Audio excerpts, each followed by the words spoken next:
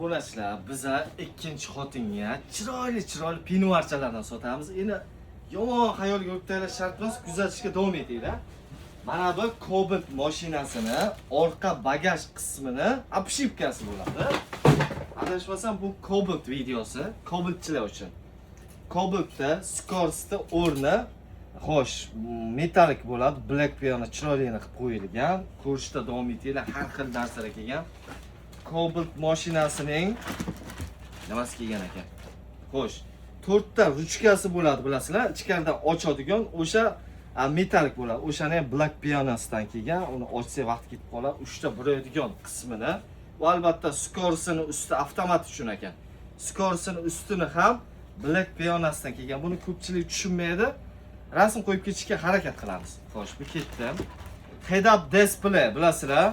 Hozir bu ko'p joyga trendga chiqqan narsa, tapetkaning ustiga qo'yiladi.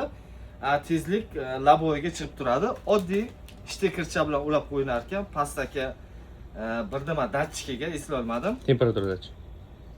To'ppa-to'g'ri. Shunga biror nima yozib ketinglar, temperatura datchik degani uchun. Mana bu temperatura datchikni ham ko'rib oling. Kompyuter qiladigan programma joyida qilib qo'yiladi bu. Menga rezani. Xo'sh, keyingisi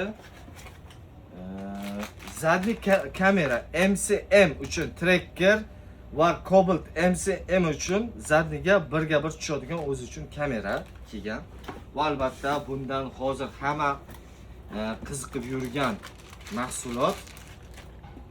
Boya aytdimki, pinuarchalar dedimki, bu ham pinuarda siz mashinangiz uchun. Cobaltning obshivkasining yo'q, ruchkasini yopadigan joyini black piano qilingani.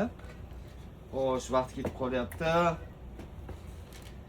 Endi mana bunisiga keladigan bo'lsak, Cobaltning obshivka qismini, latta kojalik joyini black piano qilinadigan. Obunachilarimiz uchun mayligini shikaratcha narx aytib ketay. Keling, xarid qiling. Kattaga qilib oling. 400 ming so'm beramiz. Shunisini o'zi 4 ruchkasi bilan 8 ta detal bo'ladi.